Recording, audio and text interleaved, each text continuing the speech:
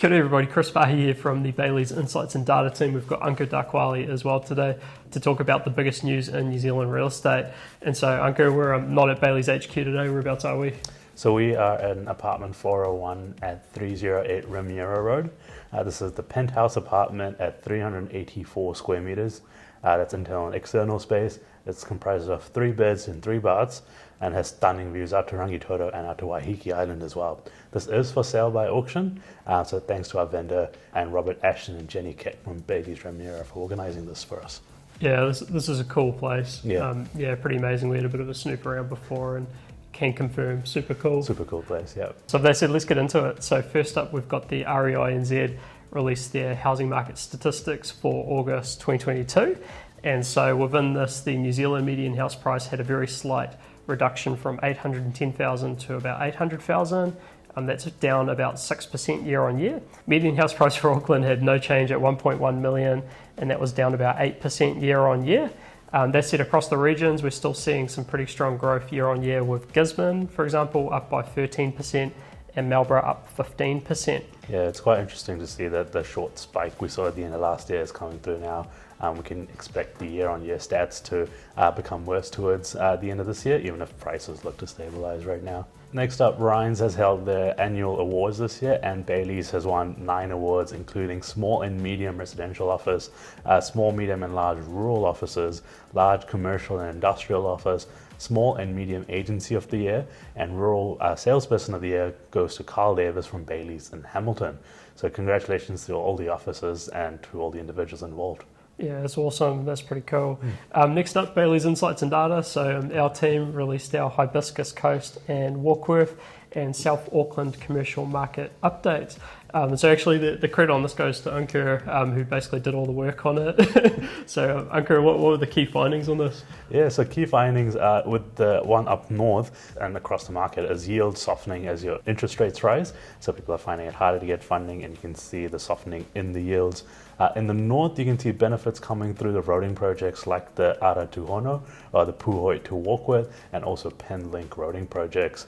In the south, you're seeing big demands and big sheds, and industrial development is actually shifting further south due to constrained supply for industrial land. Yeah, those industrial markets are performing super strong at the moment, definitely from a rent and land absorption perspective. So it'll be interesting to see how that market tracks over the next year with yields starting to soften. Next up, last week we touched on Christchurch City Council and how they were considering whether or not to vote in favour or against the central government's housing intensification rules. So they ended up having their meeting, and there was a big fat no for housing intensification. So there was 10 votes for no against 5 votes for yes. Overall view from the councillors was that the housing intensification rules, as proposed by the government, are not suitable for Christchurch, and so we can expect to see some adjustments to those as they start to push them through into the local market. Moving globally now, Bayleys partner Knight Frank has launched their global Occupier market dashboard for Q2 22.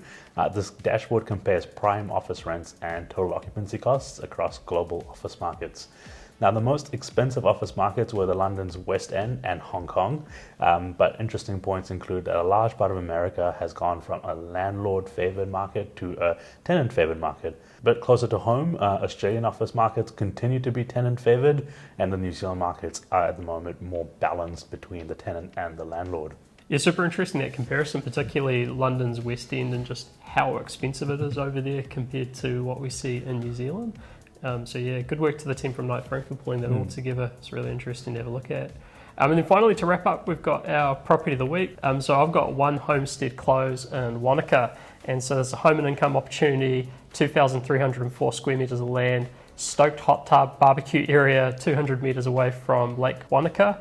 It's got 3 self-contained lodges ranging from 2 to 6 bedrooms. And if you want to learn a bit more about this one, you can talk to Woodrow Ross from Bayleys in Wanaka. Over to you, Ankur. Yeah, so my property of the week this week is actually this property right here. So it's 401/308 Remuera Road in Remuera in Auckland. Now, this is a penthouse apartment across 384 square meters floor area, 3 bedrooms, 3 bathrooms, 2 lounges, and 4 car parks. It has sweeping views coming from Rangitoto out to the Waiheke Island. It is located on the doorstep of Remuera Village and a short drive away from Newmarket. This is for sale by auction on the 5th of October. And if you want to learn more about it, please get in touch with Robert Ashton or Jenny Keck from Bayleys Remuera. Awesome. Yeah, this place is amazing. Yeah.